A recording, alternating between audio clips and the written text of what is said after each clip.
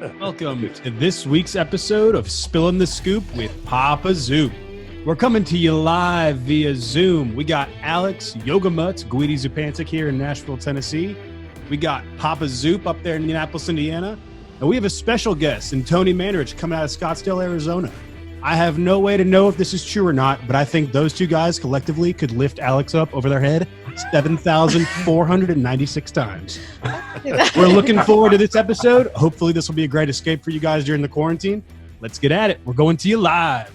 All right. It's great stuff. Hey, Tony, it's always good to see you. And it's been so long since we've talked to each other, since we saw each other. I wanted to hold a conversation the day before yesterday when we planned this to not let any of the cats out of the bag and just go ahead and let them all out here. So because the cats weren't coming out of the bag, the conversation would have went for hours. That's exactly right. And, Alex, just as a little bit of an introduction to Tony. Tony was, there's no question, coming out of college, he was a phenom that there was no measurement of anybody like him. He ran a 4.6, 540. Was that it, Tony? Yep. At 320 pounds. So he was faster. His draft class that came out was Troy Aikman, Barry Sanders, Derek Thomas, Deion Sanders, and Tony was the second pick of that draft. So a big lineman back then. That was unprecedented that something like that would happen. So that's who this guy is, and you're going to learn a lot more about him as we talk here. And so it's going to be a fun evening here. Tony, look, we've got a million stories to share and talk about, but you had a very interesting career, and we were talking about music a little earlier off screen. Yeah. You had a Guns N' Roses part of your career, and you had a Rocky part of your career. Yeah, Rocky the song. Okay, and right. I know you're a big fan of the movie. Yes, and have seen it multiple times, like I have as well. Yeah. But let's talk about when you first came out. And I mean, it was a time when you amongst that group of people that came out during that time. I mean, Deion Sanders, big time self-promoter, somebody that really, promoted themselves a lot. Well, yours was a wild ride story. Talk a little bit about those days. Well, it was interesting. It was very interesting times. It's times that a lot of people today they'll be able to relate to it, but it's hard to describe because it was so different. You didn't have any internet. You didn't have any social media. The authority in sports was Sports Illustrated. Yeah. So when Sports Illustrated would come out, if they wrote an article, it's like they were like the American Medical Association writing an article about something. It's like what they said was like the word, right? It's like, right. Yeah. So if you get put on the cover, it's like everywhere. And so you're not being distracted also by all these different media places like the internet and social media. And so it could have gotten bigger if it was in present day, but I don't think it would have because it was so limited back then. Everybody turned to Sports Illustrated, and then if you're on the cover and they write that big story, it's like it's in everybody's face, right? And you were on the cover more than once, correct? Twice, yeah. Once for good and once for epic fail. You played both sides of the spectrum. If you're not failing, you're not in the game. That's right. I'm sorry. when you were running out of college and before you got drafted and everything, you had you were kind of a Hollywood. You went the California route. I mean, you grew up on a farm, but you certainly didn't seem like you grew up on a farm. No, and what was a big influencer, or even if you want to say I was trying to, I don't want to say keep up with, but I saw what was working. And Brian Bosworth was like a year or two older than me, and all of his flamboyancy was getting a lot of attention. And granted, he was older, so he had so I kind of followed his track and was kind of like, that's getting attention. Linemen get attention when we get holding calls. That's right. I'm gonna try to get creative and try to be a little bit outspoken, more so than I would usually be. But once Sports Illustrated did the cover, it just took a life of its own, because what was said in that subtitle, so the title was The Incredible Bulk, and then the subtitle was, possibly the greatest offensive line prospect ever to come out of college. I didn't say that. Sports Illustrated said that. Yeah, that means a lot. Right. So it's like, and then everybody just ran with it. And it became a snowball that became an avalanche of just like media craziness. I mean, my whole life I've grown up, one of my favorite shows is David Letterman late at night, right? And then before you know it, they're calling you, asking you, would you be on the David Letterman show? Oh, that had to be yeah, so it was really cool, but it was like, wow, it's like, is this real? And then, I would walk through airports and those little, they're not like airports now where they're shopping malls, but it's like they would have the little shops where you could buy like peanuts and something to drink. And the whole upper part of the shop was lined with Sports Illustrated. And then they have the magazine section. So like you'd see like my cover across the whole top, and I'd be like, wow, like that's when it kind of hits you and you go, this is real.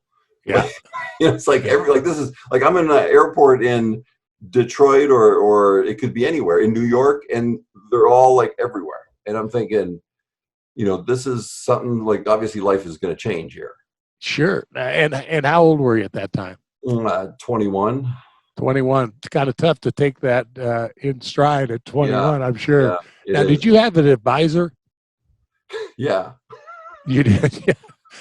Unfortunately, it was myself. The man in the glass. Right. It was a space between these 2 years. It's a bad neighborhood. I did, but to answer your question, I did have, you know what? I can't say I surrounded myself with good people, although I had good people around me. Mm-hmm. And they did advise, and I rebelled against their advice. And they were guiding me in the right direction. I didn't listen. Well, at the age of 21, there's a lot of people that don't listen, especially if you have that sudden dose of fame. Did you see it coming? Not as big as it was. No, I didn't think it would ever get that big. I was like, I expected to be, as a freshman in college, as a freshman in college in 1984, I expected and wrote down my goals on a piece of paper. And one of those goals was to be my draft year, whether it was a red shirt, whether I was red shirt or not, whether it was 88 or 89, was not to be like, the goal wasn't to be drafted in the NFL. The goal was to be the number one player taken in the NFL draft, my draft year. That was when you were a freshman. That's like that was when I was a freshman. For 2020 now. Right. And so I still consider it a success, or the goal was achieved because of circumstance. Dallas needed a quarterback. If Dallas had like a superstar quarterback that was young or in his prime, and they needed an offensive lineman, I may have been the first player taken. If they needed a running back, Barry would have been the first player taken. Sure. Or, Derek or Dion. But so I still considered it a success. My roommate had laughed, like, he didn't laugh at me maliciously, but he laughed at me like, these like are insurmountable goals. And I was like, what other kind do you create? Surmountable ones?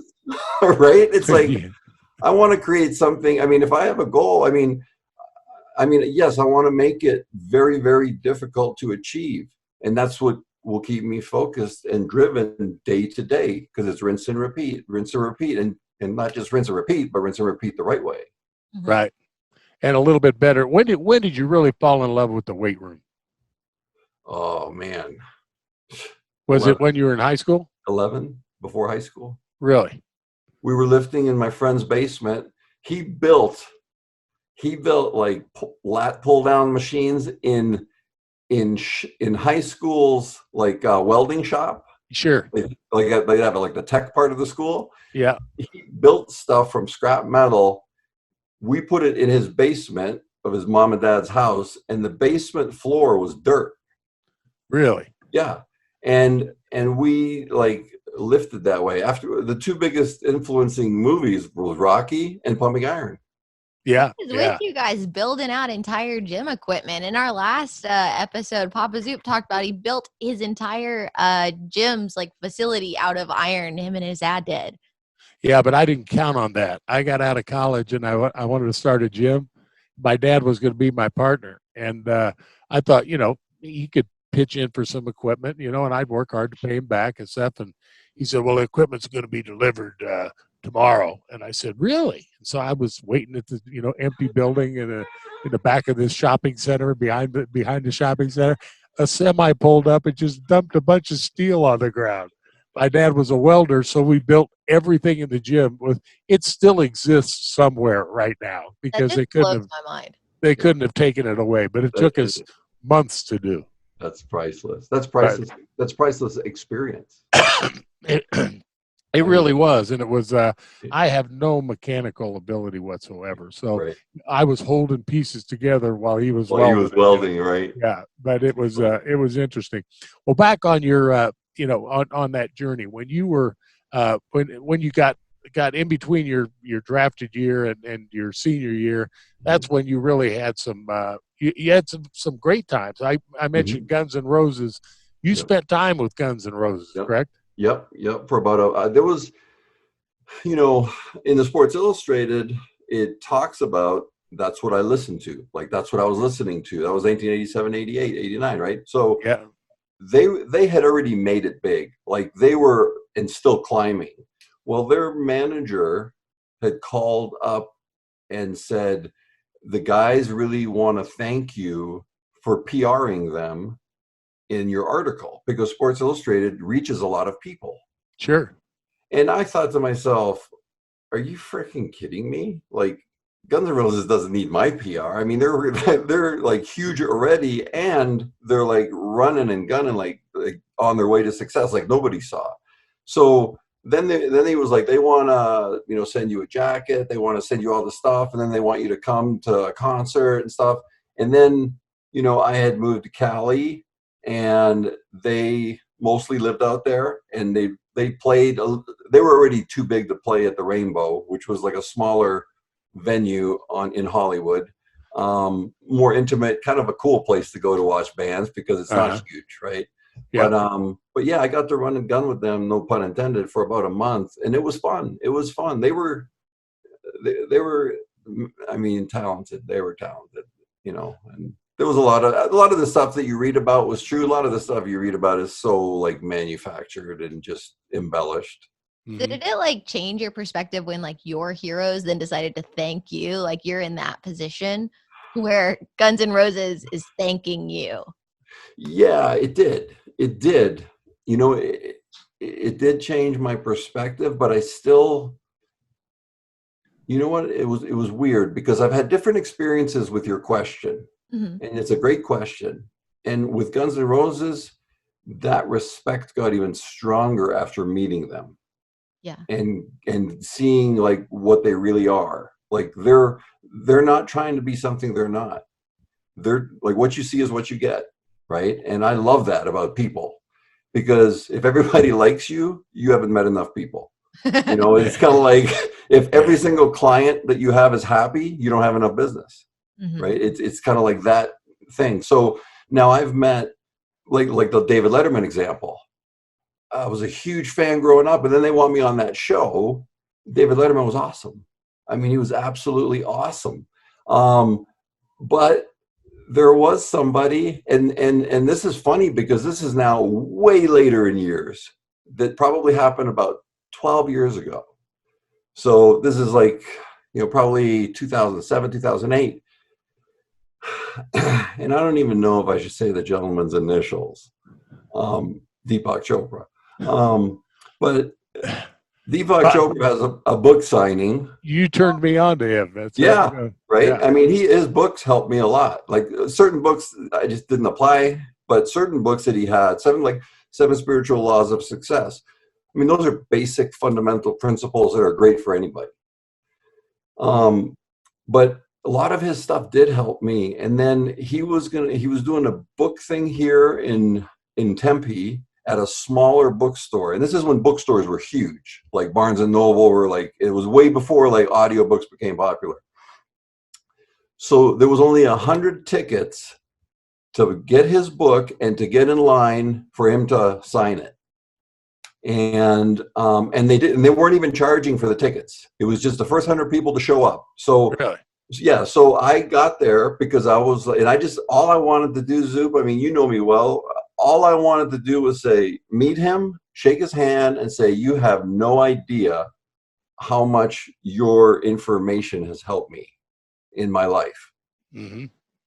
And when I got up there, it was my turn, because they keep one person goes up at a time. He sat there, he signed my book, and he slid it back to me. He never even looked up. Oh. Really? And I thought to myself, the only phrase that came to my mind was practice what you preach. Yeah. That's the only phrase that came to my mind. And all I said was, thank you, sir. And I walked away. And man, you talk about disappointment.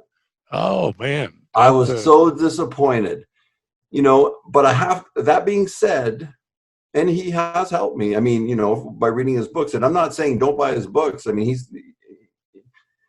but that experience, I wish I never would have met him now.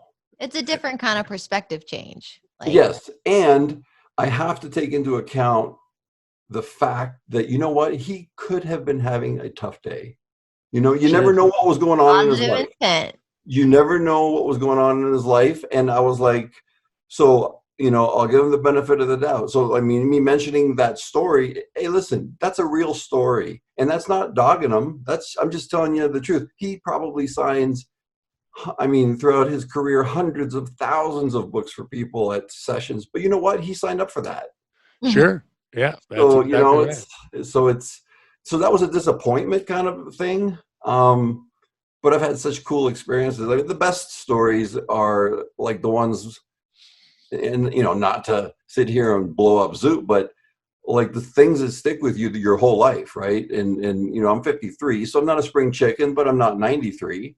And it's like a lot of the experiences I had with Zoop in that 3-year period at Indy, and really almost like you could say 2-year period, because you went from the weight room to the front office part, the public relations part.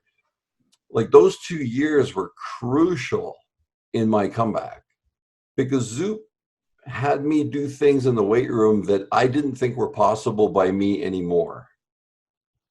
And I remember paying the price with the Well, before we get into that, let's hop into like kind of what sparked all of this.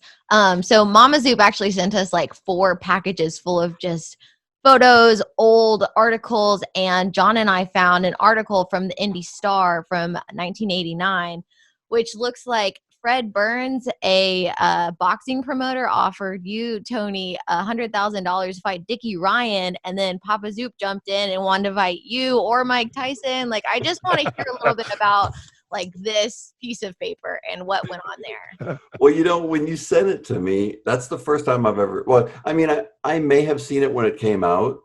Yeah. But I don't remember it, and the Tyson thing was legitimate. I mean, Dan Duva and Shelley Finkel, who was the promoter, Dan Duva was the manager, like that wanted to set up the Tyson fight.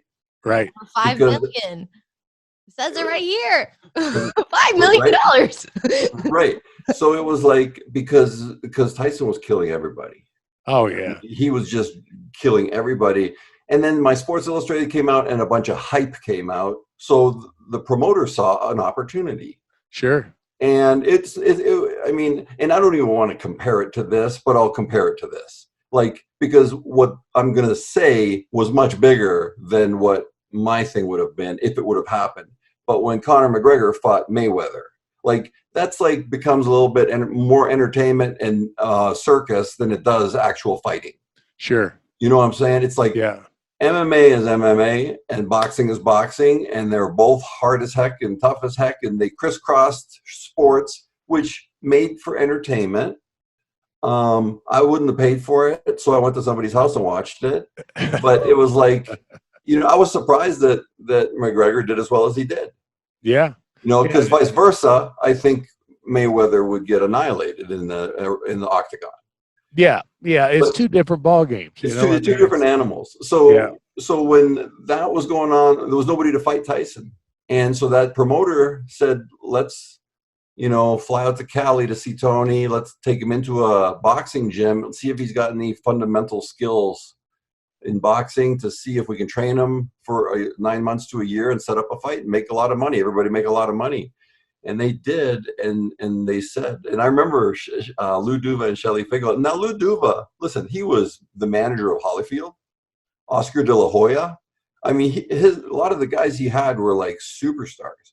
Yeah. So he said to me after, and I was in great shape and I was gassed because it's a different animal. And I'm hitting pads that Lou Duva's holding, and Lou Duva's at this time like 60-something years old, right? And there I am, 21, in great shape, and he's like, my hands hurt, like, because I'm snapping the pad hard. But I'm also getting tired. At 308 pounds, I don't care how good a shape you are, fatigue is like not your friend, right? That's right. Yeah. It don't matter how strong you are, fatigue is the killer. And wrestling and boxing will show that on you real quick. It'll reveal who you really are or how good a shape you are in. Sure. So I always remember Lou Duva saying, well, because Shelly Finkel said, what do you think? And they're taking the gloves off of me and I'm like sweating like crazy. And this is in a gym in Inglewood, which is right beside Compton. Oh. And I knew about Compton. I didn't know about Inglewood. There's a lot of badassery there. Let me just say that. I mean, there's some tough people. I've heard that in a song. There are some tough people there. So, and there's another story there. It's like crazy. But anyways, they said, Lou Duva said, yes, you do have the fundamentals and we need about 9 months of preparation. And he said, the fight will not last long. He said, because if you connect, you will kill him. He says, but if he connects, he will kill you. Yeah. And that sounds like a fair assessment, And I said, well, if that's not worth $5 million anymore.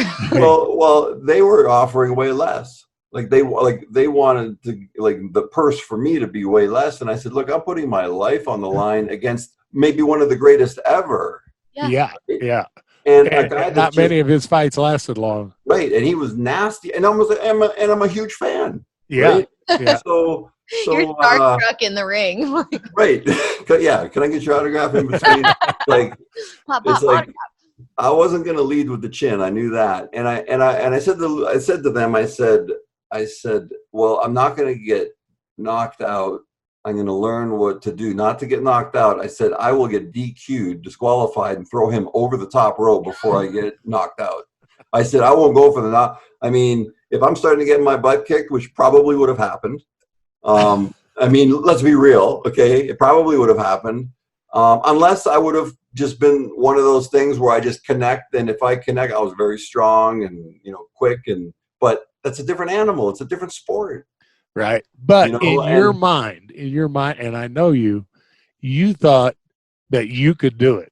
Absolutely. You really thought you could do it. And there was and that's why you did what you did, in your comeback when you came back to the Colts, because you had that mindset, that bulletproof mindset that nobody could beat you at anything if you put your mind to it. And I mean, I think that's one of the things I always admired about you. And, I'll never forget. I mean, you had your experience at Green Bay, and the first to put a period on the fight thing. That article came out, and one of the sports writers here, John Banch, and I don't know if you remember John or not, but he wrote for the Indianapolis Star, right. And John Banch said to me, we were back in the locker room. He goes, "Hey, what do you think about Mandarich fighting Tyson for $5 million?" And I said, "You got to be kidding." And he goes, "No." He goes, "Would you?" I said, "For $5 million, I would fight Mike Tyson and 2 mad dogs." Quote unquote. And you know what? It's a good thing that the Tyson fight didn't happen. It's a good thing that the fight with Zup didn't happen, because I probably would have got my ass kicked there too. I was about to say, who do you guys think would have won between you two? I think listen, he's a strong man. Nobody wants to answer. He did some stuff in the weight room that made me go, "Are you freaking kidding me?" Like when he took my $100. He's like, well, do you think I could bench? He goes, he had the hustle going. He was like, for $100, he goes, do you think I could bench 405 for 30 reps? And we had been working out together already for probably 2 months. So, I mean, I saw his form and everything, and it was good. And it wasn't like he wasn't like bouncing crazy or nothing. And I was thinking, heck, even if he bounces 30 reps of 405 is 30 reps. Bench shirt, no bench shirt, I don't care. 405 is 405. And the most I'd ever seen him do is like 20. And I was like, no, this is a sucker bet. I know it's a sucker bet. I said, no. I got him up to 40 reps. I said, I'll do $100 for 40 reps. And he's like, you're crazy. He goes, you're crazy. And he's like, no way. And he was just reeling me in. He was just setting this like big old sucker up. Papa Zup wanted to bet on something. This is surprising. He not only won the bet, he did 41 reps. No, he did 40 reps, stopped, left it on his chest because I was spotting him, and he looked at me. He goes, was that 39 or 40? And I was like, F you, you know it was 40. And he goes, well, I'll do 2 more just to make sure. And he does 2 more and he racks it. And I was like, I was like speechless. I was speechless. I was like, I've never seen anybody in my life do that. To this day, I've never seen anybody in my life do that. We had fun. I remember. Go ahead, Alex. I didn't mean to cut you off. Oh, no, I was just going to ask. So, that is a great example, but I'd love to know, on a day-to-day basis as a player for the Colts, what was it like training under Papa Zup? It was like that. 400 pound, 40 reps every day. No, you know what? It was, there's a difference between in today's terms, and they could be used in yesterday, like when in our era. There's a difference between somebody that trains people and somebody that coaches people, like as a trainer, right? So think about it. Zup had to deal with 53 egos from 53 different backgrounds. Some were lifters, some never seen the weight room, but were strong as heck. And he had to be able to work with all of them, right? So for him and I, we clicked because we saw the world the same way. And we were both lifters. I almost, looking back, sometimes feel that I was more of a lifter than I was a football player. I got more out of it, as far as I don't want to say gratitude, but I felt right in the weight room. Well, that brings me to the first time I ever saw you. You stuck your head in the back of the weight room and you kind of looked in, and I knew you were coming. And I'd heard all about you, and I knew the guy that coached you at Green Bay, Tom Lovat. Oh yeah. And he told me about you and stuff. And when you stuck your head in there, I looked at you and I felt like in going back to school with Rodney Dangerfield when he was in that classroom, and that one teacher, the professor goes, I'm going to be watching you. Yep. Like that, because I had no idea what it was going to be like. But I think from that first day on, when you walked into that weight room, I mean, we would work out early in the morning before anybody else got there so we could really push it. Yep. And I tell you what, it not only pushed, I know you were pushing yourself, but it really pushed me as well. And it was a relationship that I'll never forget. And I've never had that kind of a workout type relationship with somebody, because when you take somebody to the edge, when you take them as far as they can go, you learn a lot about that person. That's when they can't hide things from you anymore. That's when when you're running that 20th 100, and we say you're doing 3 more, and you learn, people break at that point, and you learn a lot about their leadership ability. And that's where it all kind of made sense to me, everything I'd heard about you. And, at 21 years old, you had this instant fame that you worked your butt off for, no question about it. I don't care what you were doing or what you were taking or whatever. You still had to bust your butt to get there. But in that time when we trained together, that was one of the most enjoyable periods of my time as a coach for 16 years in the NFL. And then moving to the front office, that's the thing that I missed the most, is those types of relationships. And, some of the crazy stuff that we did, I mean, it was incredible. It was pushed me hard. Yeah, and it was there's like it's a respect you can't read about in a book. It's a respect for people that you cannot experience unless you do it.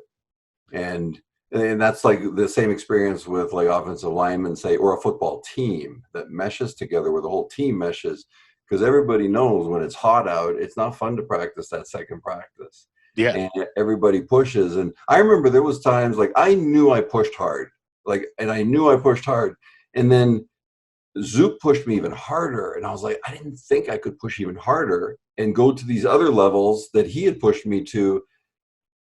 And then he'd really throw one in that would just make your head spin.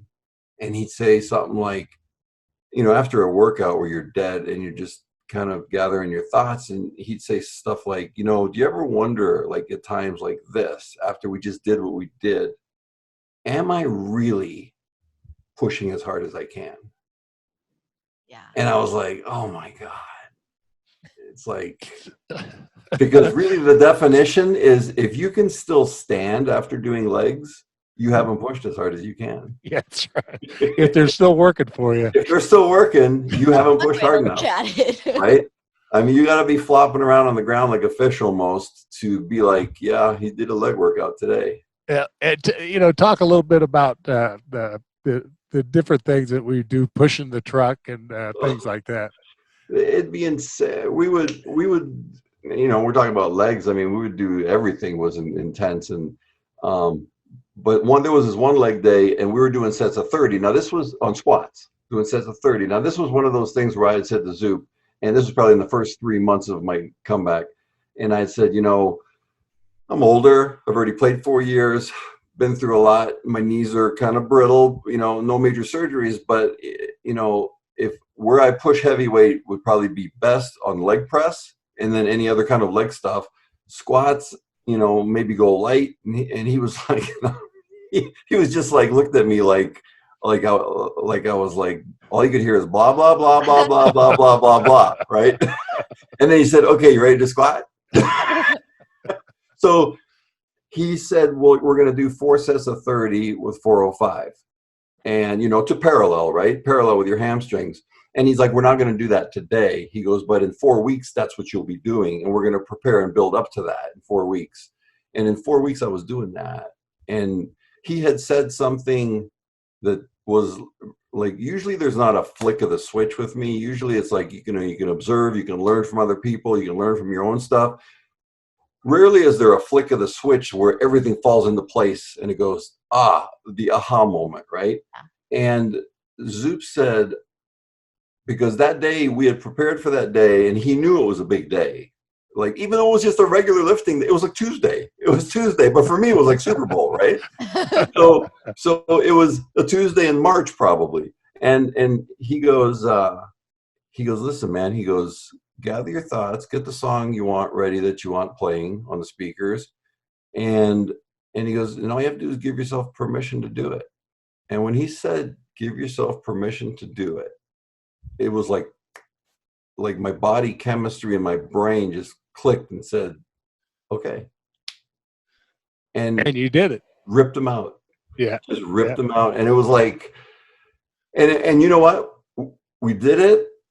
And I wasn't surprised. Like, I wasn't like we were high-fiving, but I wasn't high-fiving like, holy shit, I actually did it. Because at that moment, before I even started the first set, I knew I was going to do it. Yeah. Yeah. So it was almost kind of like a, anticlimactic, because like I already knew it was going to happen. Yeah. That's the rarity of a person like you. I mean, it's, you were a white rhino. There's no question. I mean, there weren't guys that loved it nearly as much as you. We had a lot of guys that worked hard during that time when you were there, but they didn't live for that ache and that pain and to work through that pain. You, like I say, every day you pushed a little bit harder. It doesn't happen like that now. They don't do that now. They don't ever get tired for that second practice. You know why? They don't have that second practice. If they negotiate, I'm embarrassed for that. I'm embarrassed for the league for that. Yeah, I mean, 2-a-days were, and I'll never forget a situation. the players, we went 12 two-a-days in a row with Ted Marcher-Broda, one of my very favorite people in the world, okay? And we together came up with a saying. It was whatever he said, you added and then some. And we kind of took that theme throughout the entire season. And I'll never forget, we were on our 12th two-a-day. A couple of guys came and said, Zoop, man, you got to go to coach and talk to him. We're dying up here. We're getting hurt. We're dying. Our hamstrings are sore, blah, blah, blah. So I went to Ted. I said, and Ted was like going to your grandfather. Right. He's that guy, And I said to Ted, Ted, the players are really tired. And, I noticed in the weight room after, we had that weight tent outside. And I said, they're tired, they're achy, they're hurt. And he's going like this, all the buy signs. He's buying it. I'm thinking, yeah, but I'm going to convince him here. And, I'm on the player's side on this one because we were tired of the hell too because it's 2 days. And, he's going, yeah. And I said, so what do you think? And he goes, I don't think so, Zoop. He goes, we're going to go 2 more. He goes, if it was more a veteran team, we might do it. But he said, but I think we need 2 more two-a-days. And he was pushing out on the field the way we were pushing in the weight room, the way we were pushing in the off-season program. So he and I meshed together in our thought process very, very well. But there weren't too many guys that could go 100% all the time. And you were one of those guys. And that's why when thought about talking to somebody about, we're talking about training. Alex and I have talked about different types of training, but, you're not, and I know you do hot yoga, and I'll let her get to that here in a minute. But, those times, those days, those early mornings, those times when that loneliness and that aloneness, and you had to beat yourself. And that's always the key element.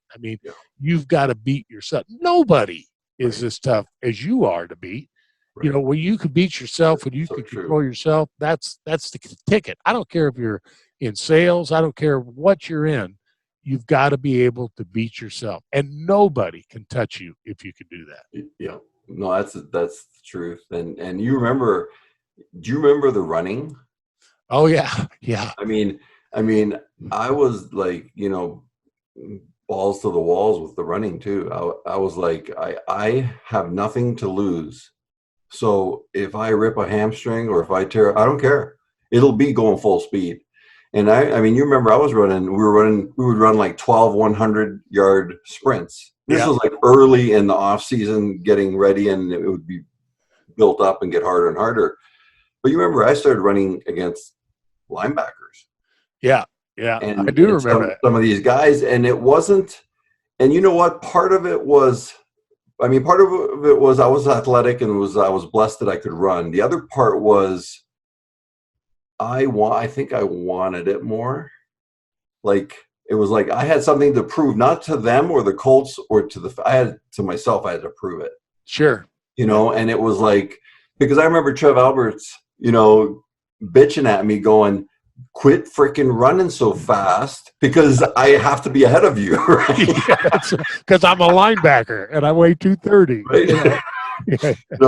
And I was just like, I'm just happy to be here. I'm happy that somebody gave me a chance, because that's all I needed was a chance. And you were humble, because I think your whole experience of your first years in the league and the times that you had and the breakdown that you had, you were humble coming back in. You were actually worried at the beginning about making the team, let alone becoming a Pro Bowler or having several years more of a career.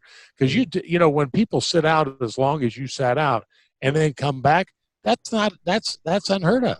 Yeah, it doesn't happen often. It's possible, but it doesn't happen often. And I was lucky. It's possible. I'm looking at the possible right there. What I'm hearing is just like incredibly self-motivated, which can be rare in general. And so it's like, to be able to make a comeback like that, it's like you do have to be fighting yourself. Like, you have to be the one who's motivating yourself, because nobody else is going to do it for you right now. Correct. Exactly. Where'd you go, Tony? Where did you go inside to make that choice to come back and do that? What what drove you to do that? What drove you to get back in? Okay, so I put myself into drug rehab in March 23rd of 1995. I was in there 17 days. And I walked out of there. This was in Detroit. I walked out of there. I was like 255, just beat up, like emotionally, spiritually, physically. Hadn't lifted in 3 years, and I started. Here's a little funny story: is my counselor, because you get assigned a counselor for the time that you're in there. So my counselor was a lady I would see every 3 days as a one-on-one session in the treatment center because I was inpatient. So I probably met with her like 4, 5, 6 times. So at the end, in the last meeting, they wanted me to stay for 30 days. And I was like, I only have the money for 17 days. And they were like, well, your insurance will pay for it. And I said, I don't have insurance. I'm paying for it. Right? But she said she had made a plan, which was perfect because that's how my mind works, with a plan on a paper and everything. And she said, these are the things that you need to do when you leave to give yourself the best foundation and best chance for continued sobriety and a long, happy life, or a long life of giving yourself the best chance. So she did throw in this little caveat, and it was a very little one, but it was big to me. And she said, and because of your past and being an athlete at Michigan State and being drafted by the pros and being a pro football player and all this stuff, she's like, so you've been in the world of sports and athleticism and workouts and stuff. She was very good. She was like, let me make this crystal clear. She said, it's not going to hurt your sobriety if you choose to go, pick up jogging or weightlifting or whatever. Like that's going to make you feel better about yourself physically. And she said, but don't be mistaken. That's not what's going to keep you sober. Okay. So what I heard was, I totally get it that that's not going to keep me sober. What's going to keep me sober are these 12 steps and these other fundamental things. But the thing I heard was work out like a maniac 7 days a week. And then you met Papa Zup. So I did. Yeah. But at 6 months, of sobriety, think about it, 6 months of sobriety, I was 300 pounds with no juice, no nothing. And I was working out 5, 6 times a week because I loved working out.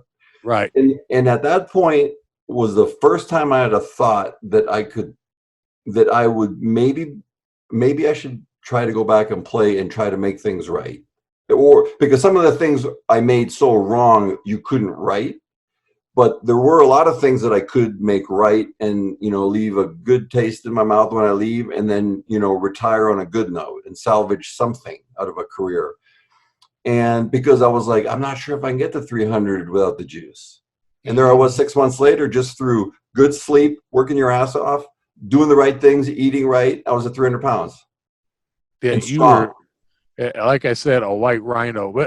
And then what trigger did you pull to get back into the NFL? How did that work? As far as like getting a workout? Yeah, getting an opportunity. My agent at the time was the same agent that I had always had. And I hadn't spoken with him in like probably 3 years. And I called him up and think about this. The last time he saw me, I mean, my eyes were half closed because from all the opiates. Yeah. Slurring and stuff. So I said, you know what? I think I didn't say anything about getting sober. I just said, I think I'd like to. I said, no, I don't think. I know I would like an opportunity to work out for a team to come back and play. And he was like, okay, before we take this conversation any further, I need to see you physically. I need to see you. And he was in Cleveland. So I was in Traverse City. So it was like a 7-8 hour drive. So I was like, yeah, all right, I'll come down. And I drove down there and he was like, who's this? He's like, this is the guy I knew in college. Right. And he was like, I was happy. I was like, things were going well. And I told him the whole story, and he said, okay, he goes, I'll do my best to try to get you a workout. And I got on. So listen to this. So Ray Rhodes was under the Holmgren regime in Green Bay. And a lot of head coaches became head coaches under that Holmgren regime. Sure. That was my last year there. And so my agent puts the word out that I'd like to come back. He calls a few places. There's a scout for Philadelphia because Coach Rhodes was the head coach of Philly. Mm-hmm. There was a scout from Philadelphia flying from California back to Philly and had a 7-hour layover in Cleveland. And they said, if he can get to Cleveland, we'll work him out at this little Christian community college in like the north suburbs of Cleveland in the basketball gymnasium. Mm-hmm. And I was like, heck yeah. Like, because my agent was like, do you want to drive on your own dime, pay for a hotel on your own dime and I'm like, hell yeah, I do. I said, do you know the nonsense that I created? I said, and think about it, 6 years prior to that, I was calling my own combine. Yeah. Yeah. I mean, I was, it was like when I was driving down there, I was laughing at myself going, God has a sense of humor because he's laughing at you right now going, look what you put yourself in. Right? So I was just grateful to have the opportunity to work out for this scout. And I work out for this scout, and this scout goes, where have you been? Because like your drills are good, like everything that you've done. And he had me do O-line drills, and he was a scout for all positions. So he reported back, and I just told him, I said, I basically made a long story short. I said, I had drinking and drugging problems and got sober, getting my stuff back together and want to come back and play. And he's like, well, you're physically, he goes, you qualify. He goes, but obviously I got to report to Coach Rhodes and I'm sure he'll probably want to have you come out to Philly for a workout. So I said, yeah, I said, listen, I'm grateful even that you guys took the time to give me this workout. So they said that they would call me in a couple days. The next day, Pete Ward calls me and says, really? Yeah, and says, actually, I'm sorry, it was Ron Blackledge that called me. Oh, okay. Yeah, Blackie. And said, hey, we want to work you out. So obviously, word had gotten out that I had a good workout with Philly. And I said, it was great to hear from him because the last time I saw Coach Blackledge, he was the head coach at Kent State recruiting my brother. Really? Yeah. So I was having like lunch at this little tavern Italian place in Kent, Ohio, and I was in 8th grade with Coach Blackledge and my brother. And that's the last time. And then he ends up being my O-line coach in Indy. Yeah, that's incredible. So he says, no, we want to work you out tomorrow. And I said, tomorrow? I said, he goes, yeah. He goes, can you do it? And I was like in a position where I was like, absolutely, I can do it if you guys can get me down there, or I'll drive down to Indy, whatever. He's like, no, we're going to fly you down. So he goes, I'll have a guy call you. Pete Ward calls me and he sets everything up. Next morning I flew out down there. Clyde, worked out. Sure. Clyde worked me out. And then Bill Tobin, Lindy had just gotten the head coaching job from offensive coordinator Ted. I think it was retiring. Yeah. And then the trainers, then I had a great workout, ran like a 4.740. And they were all like, even especially Lindy, because Lindy saw me in Green Bay when I was a trainer. And Lindy was like, what the heck? Like, this is the guy we drafted in Green Bay. He's like, what happened? And I was 100% transparent with all of them. I said, look, this is what happened. Everybody was so focused. Yes, I took the steroids.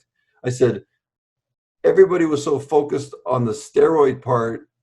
I was happy about it because they were missing the real problem, the alcohol and painkillers I was taking every day and abusing every day. Because they were like, well, he's diminishing because of the steroids. Well, I've taken the steroids enough that I know if you lose 10 or 15%, you're benching 585 or 600. You're still pretty strong after taking steroids. Yeah, that's right. And you can still play in the NFL. Yeah. So, the deterioration that happened was part of it, like a spoke in the wheel of it was, the steroid, and probably more the psychological effect of the steroid use than the physical effect, but all the opioid abuse and all the drinking abuse in Green Bay when I was there. And there was a lot of people that did try to help me there, but I just, again, I wasn't listening to anybody. But I was transparent with everybody there for that Indy workout. And then Clyde came back into the locker room because I was getting out of my grays and I just showered and was getting ready to catch a flight back to Traverse City. And Clyde goes, okay, so they want to sign you to a 2-year deal. First year minimum wage, second year X amount. And it was like the Matrix. Everything went slow motion, man. Really? I was like, are you freaking, like, I was like, are you kidding me? It's like 11 months ago, I couldn't get off the couch. That's a great story. That is a And great here I was 11 months later and employable again. Yeah. Well, the mental fortitude and the guts and the strength it took, and you had to do it by yourself. That's the lonely part of it, that most people can't handle. Most people can't beat. Yeah. That's why it'd be so easy at that time to fall off the wagon if you'd have gotten if you'd have gotten a negative experience there. But Right. man, you turned that into a dream.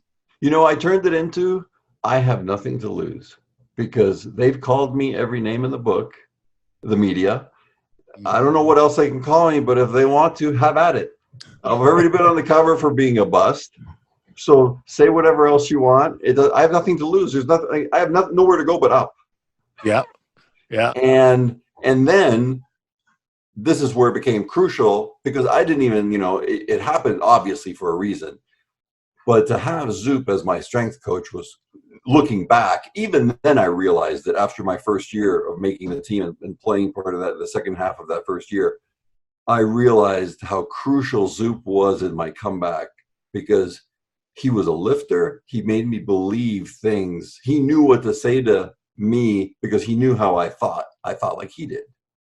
And then that second year was even, I was like, second off season is going to be even better, because I'm going to think of shit that's going to like just grind him to the ground. Right. And he's sitting there thinking the same thing about me. We about almost killed each other, and but it was, again, that it reveals who you are as a person.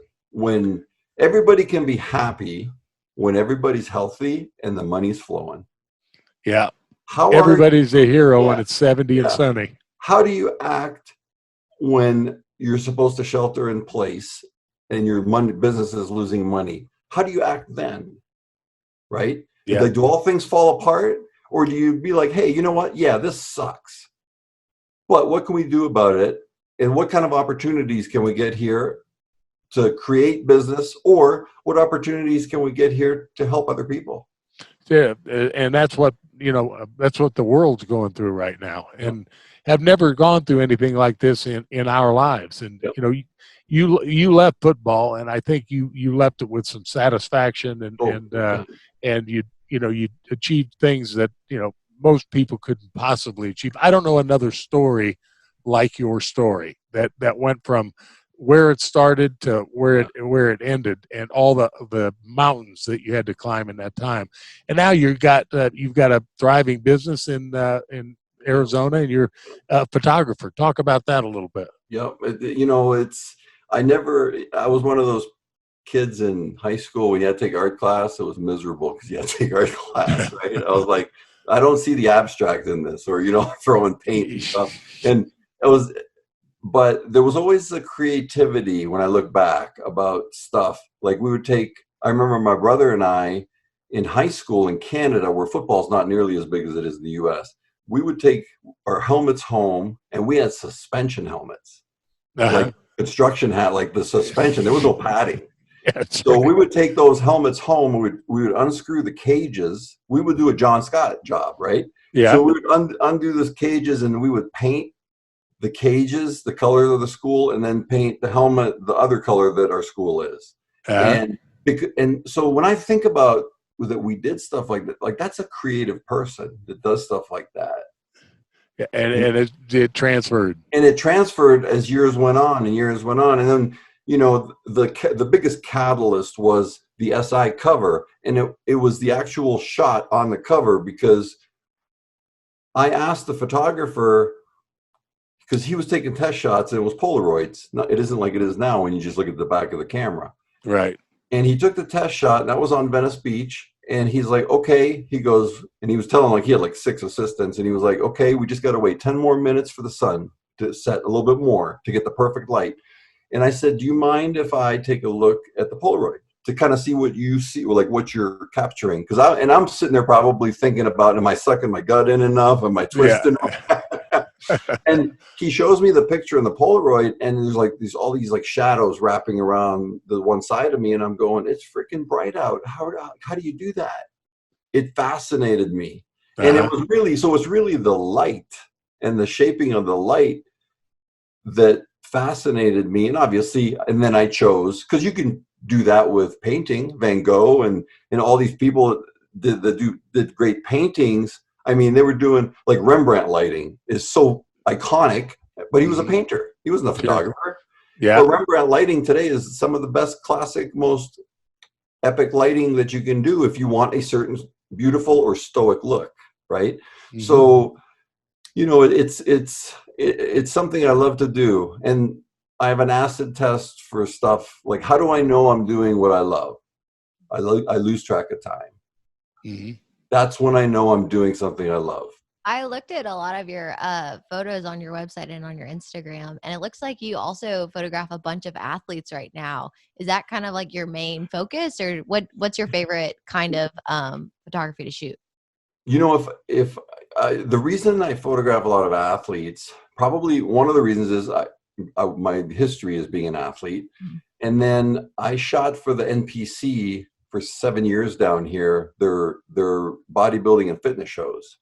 Mm-hmm. So those are all athletes, right? Because you would have bikini competition in there, everything from that to figure to, you know, physique to men's physique to bodybuilding and everything in between. So you'll have shows of 200 or 300 people. Well, there's 200 or 300 athletes, and some of those want to hire you for a studio shoot because they want creative stuff done. So a lot of that comes from that. My favorite stuff to shoot would be a demographic between, say, 50 and 100 years old, men or women, because they tell a story. You could take a picture of them, and if you can build rapport with them, and if you can get them to trust you, and if you can let themselves be vulnerable, or let themselves give themselves permission to be vulnerable, you will get the most epic pictures that they will just be jaw-dropping to those people and, you know, to myself, because people are surprised at photo shoots when I shoot, like if it's, you know, even if it's regular fitness stuff for business, where I'm like, look, be yourself is the most important thing. Be yourself. Be who you are. Don't try to be something you're not. If I see something, I'll direct you. I can direct you totally, or I can just let you run with it and I'll just shoot. And if I see something, I'll just say, do this or do that a little bit more. And so I'm very flexible to work, like on how to work with a person. I can read a person pretty good. But the people that are 50 or older, especially once you start getting into the 60s and 70s and 80s. Be careful now. 60s, I'm there. Each wrinkle tells a story. Those are the ones with the wisdom, right? Those are the ones with the stories. Those are the ones that have stories screaming off of their persona without them having to say a word. And it sounds like you need to go to Scottsdale for a photo shoot. Yeah. You know, it's like that fills the void. Like that's what is like obviously, I mean, I know what fills the void. I know what runs this person. You know, it's like what I choose to believe in, and who I choose to call God. And I'm not going to make this a God thing, but it's like, but that fills the void on the human connection thing. Mm-hmm. It's like, and it could, you know, it's like, it could be a 80-year-old woman, and it's just like, I'd rather shoot an 80. I mean, I don't want this to be the headline, but a lot of times I'd rather shoot an 80-year-old woman or 80-year-old man than shoot a 25-year-old perfect female body that is confident and still knows what she's doing and is grounded and everything, because I've just gotten so used to that. It's like, I want the stuff that pulls at your heart and pulls at your soul, right?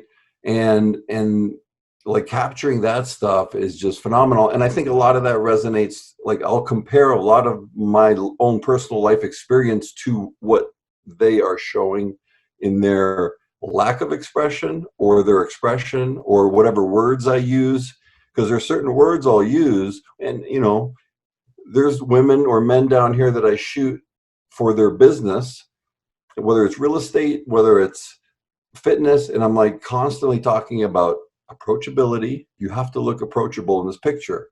If people see it online, they're going to see it for 2 seconds and they're going to ask themselves, not consciously, subconsciously, do I trust that person? And does that person look approachable? And is that somebody I would send my mom to? Sure. And if you can make them, if you can capture those emotions in a picture for somebody that has like a small business or a business, that's what we want. Yeah. We want, like, I mean, how many times, like, that's the acid test. How many times, next time, notice when you're going on Instagram, going on your phone like this, and when you stop and you go back up 1 or 2 pictures, like whatever picture that stopped you in your tracks, that's the kind of pictures I want to take. Yeah. Yeah. Right. The ones that stop you in your tracks, not the, okay, boobs, but, you know, a guy's abs, you know, this, that. Cool. And you get the photo from behind of their butt. Exactly. I mean, like a girl's like, look at, I did curls today with my hair, and like there's this little curl of her hair and the rest is cleavage. Yeah. And it's like, come on. And it's like, we get it. I get it. It's like, there's websites for that, lady. Yeah, that's right. That's right.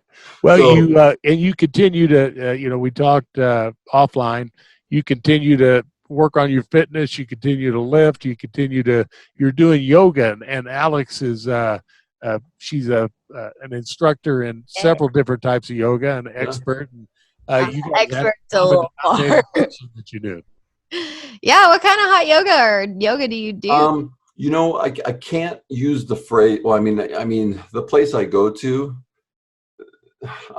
is awesome. Like, I love it, and it's basically similar to it's a hot yoga, and it's 26 or 27 poses. But I don't want to say the name of the you know, quote unquote, where it all came from, because if they claim that that's the kind of yoga it is, they have to pay a royalty fee.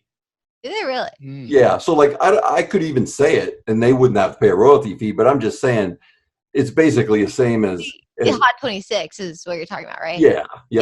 Yep. And I do that. And it's crazy because like the room's only like 90 degrees or like maybe 95 degrees, but it's like 60% humidity, which I still in my head is like, well, that's not as bad as in Anderson, Indiana. Yeah. And I'm telling you what, it's like you're in there laying in there 10 minutes getting ready for class, and I could feel my forearms beating up with sweat. And I'm telling you, I'm like, if my body's not in real good shape, I'm very modest, right? There's no way my shirt's coming off. So the first time I did hot yoga here, this was probably like 10 years ago, I was in pretty good shape, but still not for what I consider great shape. Still had a little bit of muffin top going, right? Yeah. So when the lady, the owner, showed me this yoga studio, and she said, showed me everything, because I had never done hot yoga before, and she had said, but I had done regular flow before. Mm-hmm. And she said, and one more thing, because I was going to do a class that day that was going to start in 30 minutes or something. I had signed up, and she had said, oh, by the way, she goes, you know, there's a lot of men that go to this class too. So, you know, feel free if you want to take your shirt off, because it gets hot and stuff.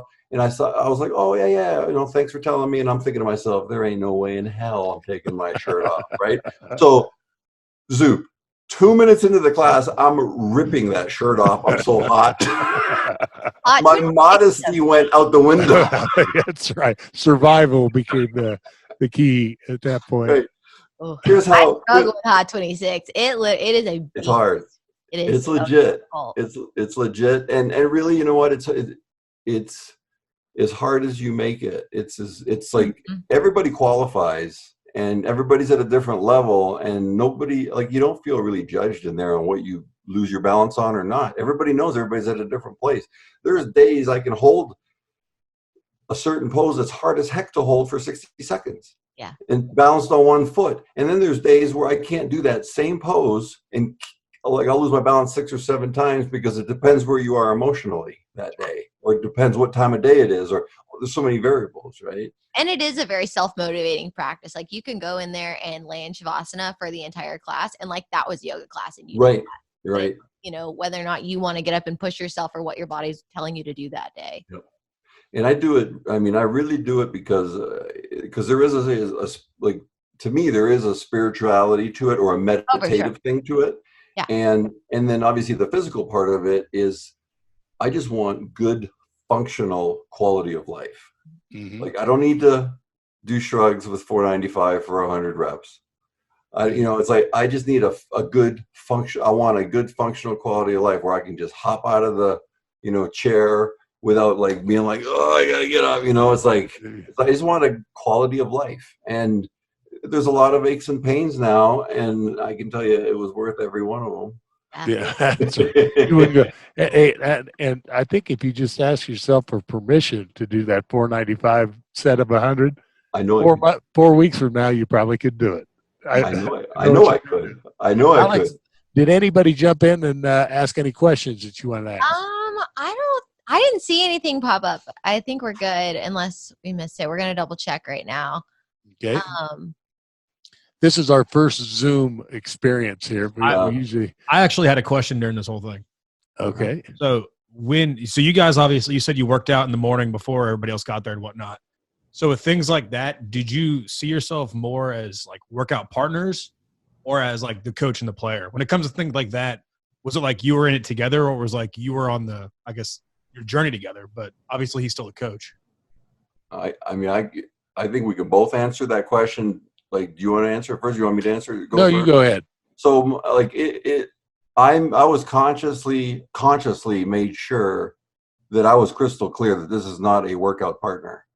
This is a coach, and this is my strength coach. Now, I would run through the wall for this strength coach because of the way he's helped me. And yes, on many levels, it was like a workout partner, but I was never confused about who had authority here, right? I was never like, like some people wouldn't be able to do that as players, and some people wouldn't be able to do that as coaches. They'd say, you're too tight, you're too close, you've kind of not, you're not defining that bond of authority anymore, or whatever. I could even give you an actual tangible example of it when we did the shrug contest.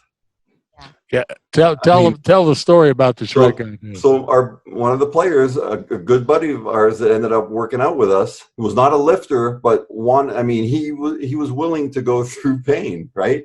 I had an acronym called SUAL, SUAL. I'd write it on the chalkboard. It wasn't even a whiteboard then. I would write it on the chalkboard, and it was shut up and lift. Okay. And so he comes up with this thing, Derek, my buddy, Derek West, and, he was a player. And Derek goes, I think we should have a shrugging contest with like 495. And then when you put the big collars on, it's 505. And I'm like, you don't want to go there, Derek. I said, because I know one thing, I can do a lot of them. And I know that Zup can do a lot of them, and he ain't going to quit. He'll die before he quits. See, I did draw the line at one point. Like, I wasn't going to die, right? So Zup would go to the death. So we drew like straws on who would go first, because there's an advantage. If you go last, you know that you have to do a certain amount to win. Mm-hmm. And it was more of a gentleman's bet than anything. And Derek went first. I think he got like 96 or 97 reps at 505, which was impressive for him because he was not a lifter. But he was, 6'8", 330, whatever. Zup was next because I got the lucky draw. Zup did like 107 reps. Okay. And I went up there and I knew I could do more than 107. I just knew. I knew it wasn't going to be easy, but I knew I could do it unless I got like a hammy tweaking or something. I would have to stop. I got to 100 and I was like, I'm blowing through this. And I got to 105. And then I remembered the bench press bet. And I said, Zup. And I held that thing and it was hurting. But I only knew I had to do 3 more reps to beat him. And I looked at him, I said, am I at 105 or 110 or 100? And he looked at me like, you freaking, he knew what I was doing. So you know what I did? I did 1 more rep. So now I was 1 rep behind him and I racked it. Because I remember that. I racked it because I was like, I will not and I cannot do more than my coach, my superior. You know, that was a good lesson for me right there. I should have cheated on the straw draw. That was the lesson I took away from it. It was awesome. I mean, those are stories that'll stay with me for life. Yeah, that was a lot of fun. I think we've got another question here. We do have a couple questions here. This one's for you, Tony. Who was the most talented NFL player you played against? That I played against would definitely be Reggie White. Definitely, because I got to play against Reggie White twice when I was in Green Bay, and Reggie White was at the top of his career, and I was half in the bag, so it was really ugly. For those of us non-football people, who did he play with?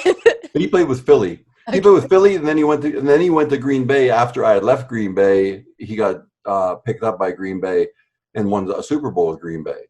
Okay. But he's a Hall of Famer. Yeah. But when I was in Indy, he played for Green Bay, and Green Bay was coming into Indy 10-0, undefeated, and we ended up beating them. And I was playing against Reggie the whole day. So I had played much better against him. But also, I mean, I can't go without saying he was still in the top probably 5 defensive ends in the league, but he was on the latter part of his career. I mean, he had already been in the league, say 10 years or longer. So you knew, you could feel it, the strength and the smartness and all that, but he wasn't the Reggie he was in his peak, right? Just like he was like the Michael Jordan of defensive ends. I mean, the guy was at the total package. He was incredible. Best athlete I ever saw in the field ever was Deion Sanders. Yeah, he could get after anything. Like, he glided. We had I never forget, Marvin Harrison ran by him and his feet were planted and he was stopped. Marvin ran by him so fast and he caught him. Right. From a dead stop. And that's where you would trick quarterbacks, because he could close that gap so quickly. He was incredible. Yeah. Yeah. You have another question, John? I got one more here for you. For Tony, what was your favorite football moment? Was it in high school, college, or the NFL? There's probably 2 of them that are like, for me, the most biggest ones. One was winning the Big Ten championship against Indiana at Michigan State, because goalposts came down. Like, to me, that was a bigger game than the Rose Bowl. Like, you had 70,000 people rush the field. It's stuff that you saw when you were a kid that you were now part of. And that was like incredible, because to see goalposts being torn down, you just don't see that anymore. It was just one of those things growing up as a kid you'd see in our generation. And then the second best moment for me was opening day at Indy. We were playing the Arizona Cardinals. I was not starting. I had made the team, and I was playing like field goal, point after touchdown, and then kickoff return. I was on some special teams. But during the national anthem, even though we were in the RCA Dome, and even though it was a dome, on opening day, they still had like stealth fighters flying over. And it was like, I was about 18 months sober, and I thought, like, again, like, this is so surreal that like this is really, when people talk about miracles, this is a miracle. Yeah. And then I remember looking over at Paul Justin, who I'd kind of become friends with in that short period of time. And he looked at me and he goes, those jets are so freaking cool. He goes, if they're stealth, why can we see them?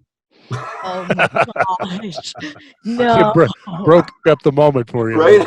But I was like, but to me, like, that national anthem on opening day on the comeback, even though I wasn't starting, I had got chosen to be one of 53 players on a team to be in that league again, without having to juice, without having to do, and by doing it I hope as a gentleman, and working my ass off, and not being a big mouth and an arrogant SOB like I was in Green Bay.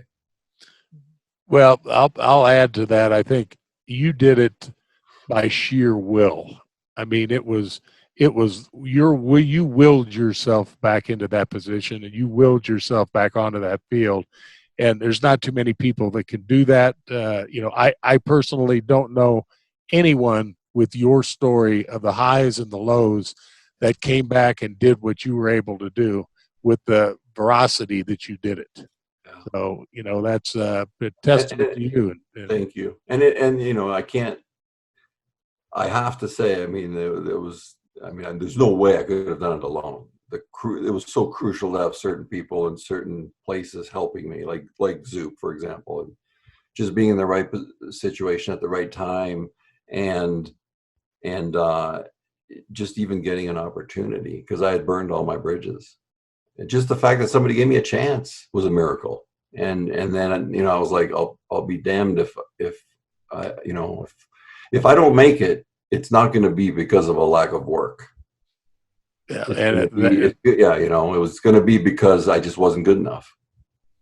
Well, you certainly proved your point, and I think forged a friendship with me for lifelong friends. I told Alex that I was going to give you a call, and she goes, "I haven't heard anything," because she. I know. I emailed you and I was like, Papa Zup, it may just be me and you. And he's like, oh, no, I just got off the phone with him. And I was like, well, that would have been easier. That's one of those. And I think I said it to her. I said, no, he's a friend for life. I said, he'll call back. So, yeah, we picked up conversation like we were working out yesterday. Yeah, that's very. But I had you marked. Alex, on my email as read, which to me, read means get back to. Like, as soon as you can get back to them, get back to them. And I knew. I appreciate that. And Tony, one of the things, Tony's, I'm Slovenian, and Tony's Croatian, correct? Yeah. And you could speak a little bit of Croatian. Listen to how much meaner this makes him sound. Speak a little Croatian. I can speak Croatian as well as English. You I can speak it, read it, and write it as well as English. Okay, well, just say it. Give a sentence. Šta ti hoćeš da ja govorim? Doesn't that just make it sound tougher?